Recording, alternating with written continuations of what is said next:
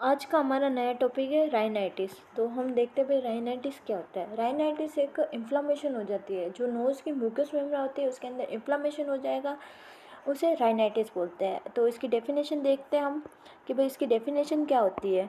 Rhinitis एक inflammation हो जाता है and swelling of the mucous membrane की के अंदर स्वेलिंग आ जाती है, जिसके कारण क्या होता है, रनी नोज, स्टफीनेस, और जिसके कारण से क्या होता है कि भाई रनी नोज़ हो जाएगा, स्टफीनेस आ जाएगी नोज़ के अंदर। ये किस कारण से होता है? ये आपके कॉमन कोल्ड के कारण, एलर्जी के कारण होता है।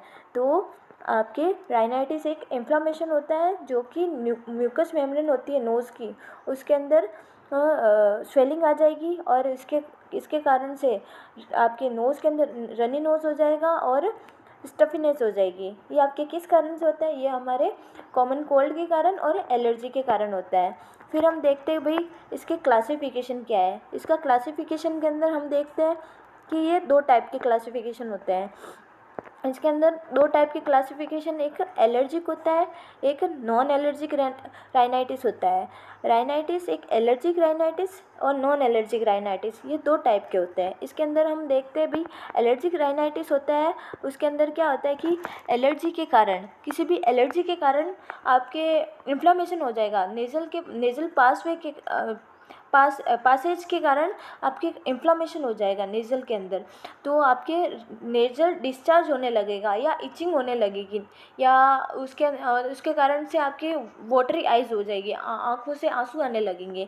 ये आपकी एलर्जिक राइनाइटिस होता है। तो हम देखते हैं, वापस इसकी डेफिनेशन देख लेते हैं एक बार कि एलर्जिक राइनाइटिस एक इन्फ्लामेशन होता है। एलर्जिक राइनाइटिस एक इन्फ्लामेशन हो जाए, जो नेज़ल का पासवे होता है उसके अंदर इन्फ्लामेशन हो जाएगा, जिसके कारण आपके associate with watery nasal discharge, जो आपके नेज़ल के अंदर डिस्चार्ज होने लगेगा, वाटरी नेज़ल डिस्चार्ज होने लगेगा, जिसके कारण इचिंग हो जाएगी। नोज़ के अंदर क्या हो जाएगी, इचिंग होने लगेगी, और आईज़ के अंदर भी टीयर्स आने लगेंगे, आंसू आने लगेंगे। ये आपके एलर्जिक राइनाइटिस होता है।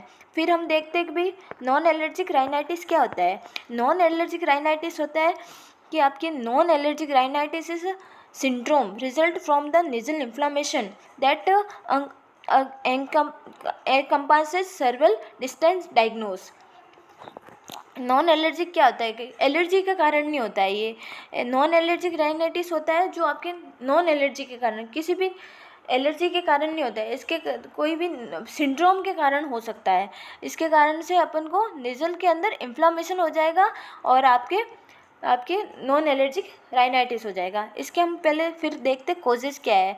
कोज़ा के अंदर हम देखते कि भाई भारीपन हो जाता है, जो म्यूकस मेम्ब्रेन होती है उसके अंदर भारीपन होने के कारण आपके कोज़ा हो जाता है। फिर हम देखते हैं भाई राइनो वायरस, एक राइनो वायरस होता है जिसके कारण से हमको राइनाइटिस हो जाता है। फिर हम देखते हैं इन्फ्लुएंजा वायरस के कारण भी आपके राइनाइटिस हो सकता है। एनवायरमेंटल और ऑक्यूपेशनल इरिटेंट, हमारा जैसा ऑक्यूपेशन, कोई भी ऑक्यूपेशन के कारण भी आपका राइनाइटिस हो जाएगा। वेदर चेंज, जो हमारा मौसम चेंज होगा तो हमें राइनाइटिस हो जाएगा। या सर्टेन मेडिकेशन, हम कोई मेडिकेशन ले रहे हैं तो उसके कारण भी आपका राइनाइटिस हो सकता है।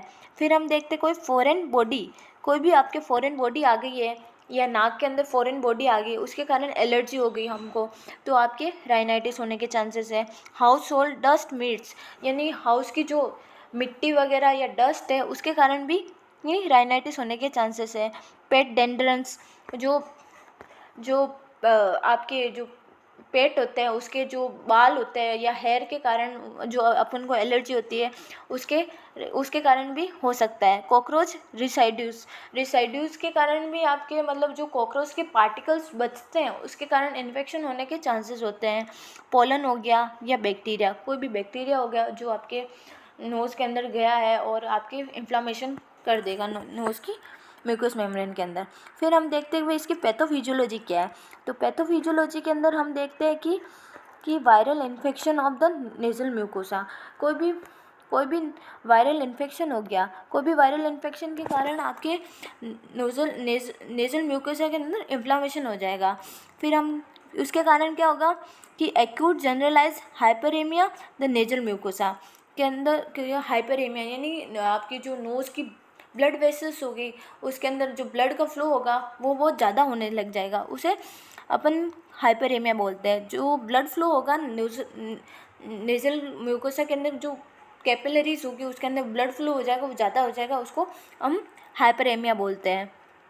फिर engorgement of the secretory gland and goblet cell. मतलब सिक्रेटरी ग्लैंड और गॉबलेट सेल का सिक्रेशन ज़्यादा होने लगेगा, जिसके कारण ये आपकी क्या होगा कि आपके जो profuse secretion involve the sinus, जो आपका इसके कारण क्या होगा कि साइनस के अंदर सिक्रेशन होने लगेगा, जिसके कारण से अपन को क्या होने लगेगा, साइनस के अंदर इन्फ्लामेशन होने लगेगा। साइनस के अंदर इन्फ्लामेशन होगा यानी तो उसे साइनाइटिस टर्म बोलते हैं। तो साइनस के अंदर इन्फ्लामेशन के कारण जो इन्फ्लामेशन हो जाएगा उसे साइनाइटिस हो जाएगा।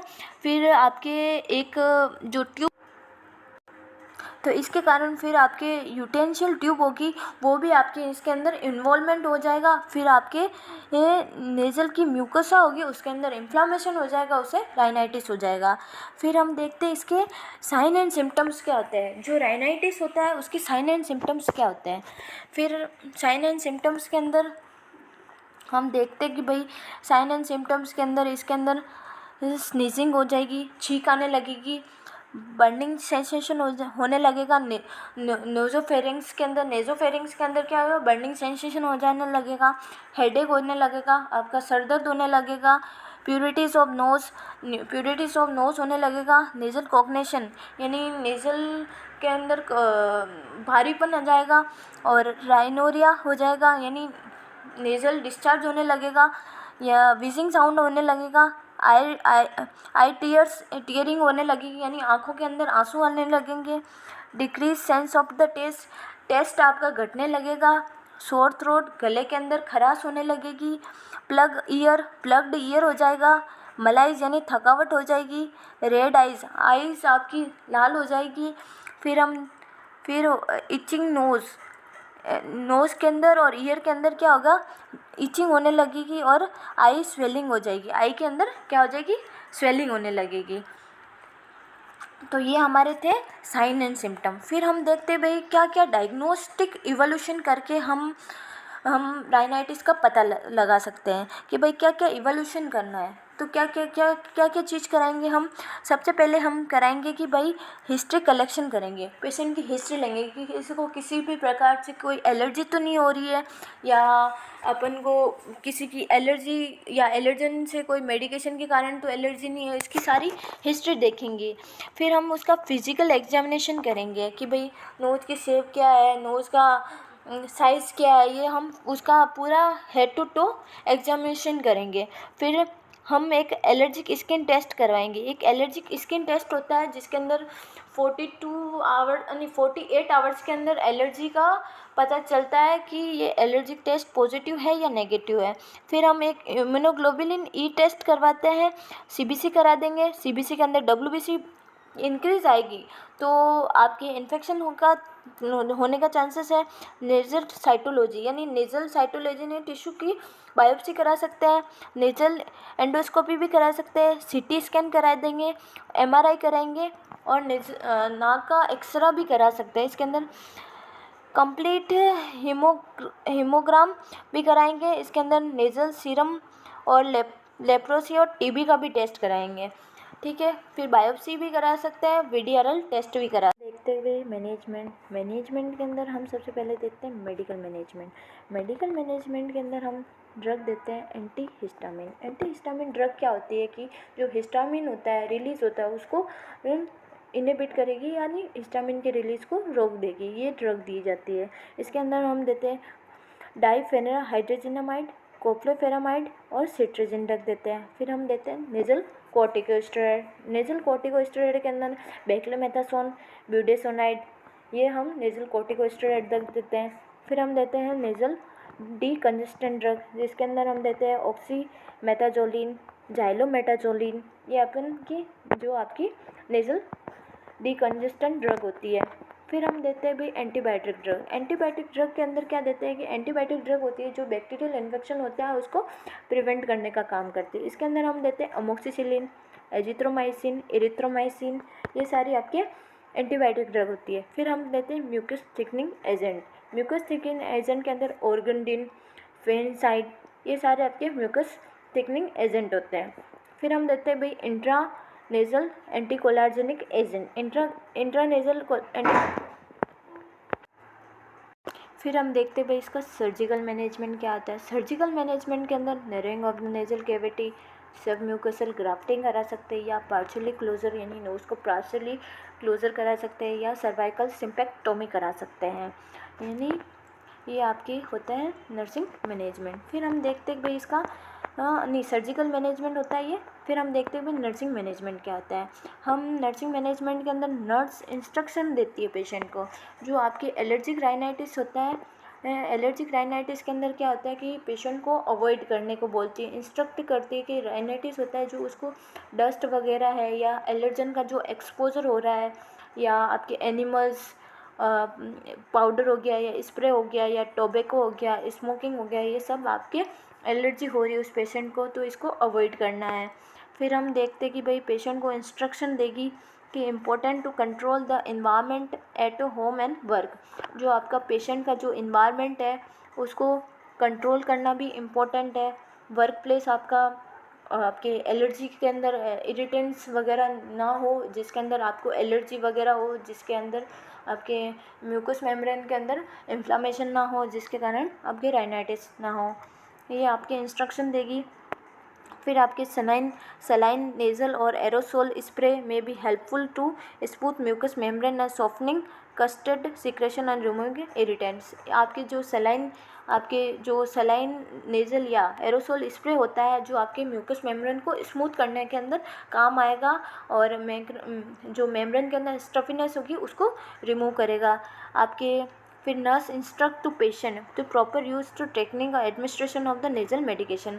आपके इंस्ट्रक्शन देगी नर्स की आपकी जो प्रॉपर मेडिकेशन आपकी टेक्निक यूज़ करनी है, नेजल मेडिकेशन का यूज़ करना है, आपके रेस्ट करना है और वार्म और हाई प्रोटीन डाइट लेनी है, और स्टीम इनहेलेशन का ध्यान रखना है, नेजल डिकंजेस्टेंट लेना लोकली।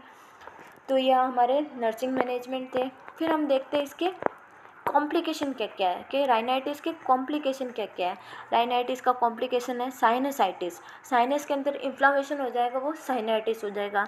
एक्यूट ओटाइटिस मीडिया यानी मिडिल एयर के अंदर इन्फ्लामेशन हो जाएगा, वो एक्यूट ओटाइटिस मीडिया हो जाएगा।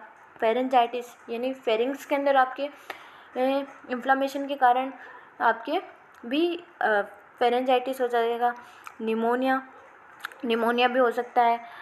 लेरेंजाइटिस के अंदर अपन के क्या होगा, लेरिंग्स के अंदर इन्फ्लामेशन हो जाएगा, जिसके कारण भी आपके ये एक राइनाइटिस का कॉम्प्लिकेशन बनता है। तो आज का हमारा टॉपिक होता है वो ख़त्म होता है, और आज इसकी PDF आपको हमारे टेलीग्राम चैनल पे मिल जाएगी।